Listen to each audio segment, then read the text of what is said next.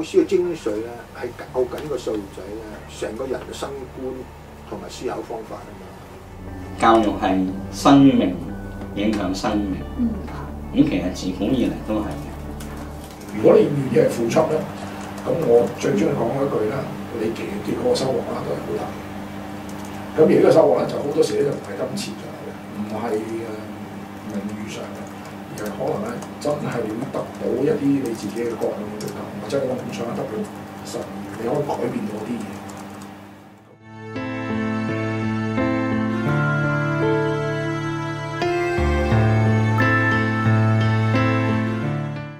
特別係去弱勢學校咧，令到個學生咧覺得自己會追尋落去咧，就成功。都話啦，佢冇機會揾過自己父母，但係咧佢有機會咧遇到好嘅先生，而好嘅先生咧就係觸發得好大。點解有啲人咁有特權？點解啲人終身都唔可以出頭？點解有啲階級係會不斷上升，有啲階級係冇機會上升？即係呢個就係嗰個社會晉升嘅問題。咁至於去幫佢哋嘅語言啦，係嘛？學習嘅態度啦，建立佢哋啲自信心啦，咁或者對佢哋個發展都有幫助。我哋要信呢樣嘢，人係向好嘅，人係想自己好嘅。就算一個好曳嘅學生、好衰嘅人，我都願意相信佢想自己好嘅。佢雖然好唔到而家呢刻，雖然佢身上好多行為好乞人憎，人人都話佢衰人，但其實佢有種力量係想自己好嘅。咁呢個亦都可以話係教育一個信念嚟。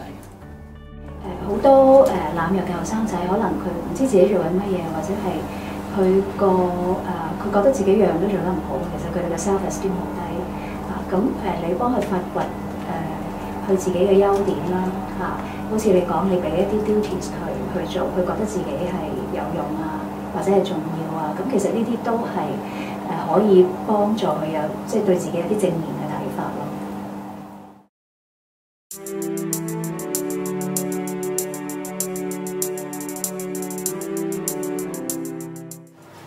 呢國家政府嘅報告也好，國際顧問嘅報告也好咧，都説明咧一個系統教系統成功嘅因素咧，在乎教師，在乎教師啊！點睇橫睇掂睇都係教師。你揾優秀人做教師咧，就唔係考試成績優秀咁簡單嘅，而係嗰個語言嘅 pattern 啊、人生嘅態度啊、進取啊，同埋咧。對於成敗嗰種解釋性啊，每日都有成敗嘅一件事情嘅成敗發生緊噶嘛，佢嘅解釋能力咧係會幾有前望嘅。咁所以我估計咧，就你哋作為老師咧，最緊要係你自己本身嘅人生價值觀呢個最重要。冇人生價值觀咧，就係變成工具咧，又唔係算最理想。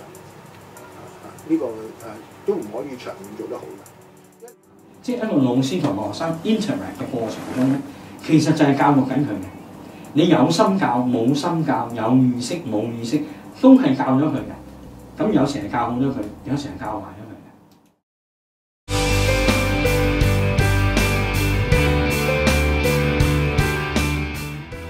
佢一日發現到自己能夠掌握命運咧，邊個 stop 佢到佢咧？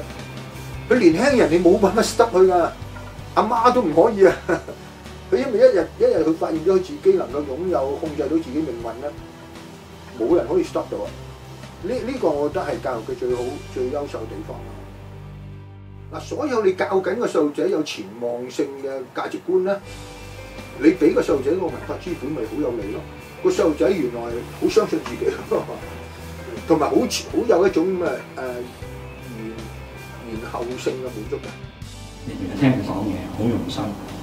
望住佢，聽佢講嘢，了解佢，明白佢，教識佢少少嘢，佢就覺得老師真係好咁老師亦都暗示係咩啊？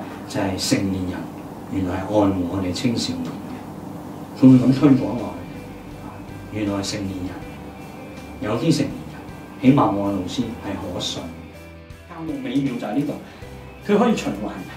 即係咩意思咧？我第一年做得唔好，我寫低邊啲嘢唔好。第二年我去講， 10樣嘢唔好，第二總結翻嚟，好改3樣，都好失敗。希望改10樣，但係改3樣 OK 啊，改3樣都好啊，係咪？好啦，然後第3年我又可以改，第4年又可以改，即係佢個美妙就係可以再做，可以再做好啲。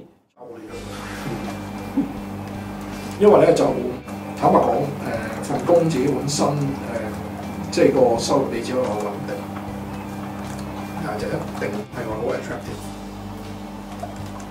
咁負責亦都唔細嘅，咁所以你一定要有心去做啦。如果你假如你係即係中意同人分享嘅，你中意生命去影響生命，中意係去睇到一啲人成就嘅。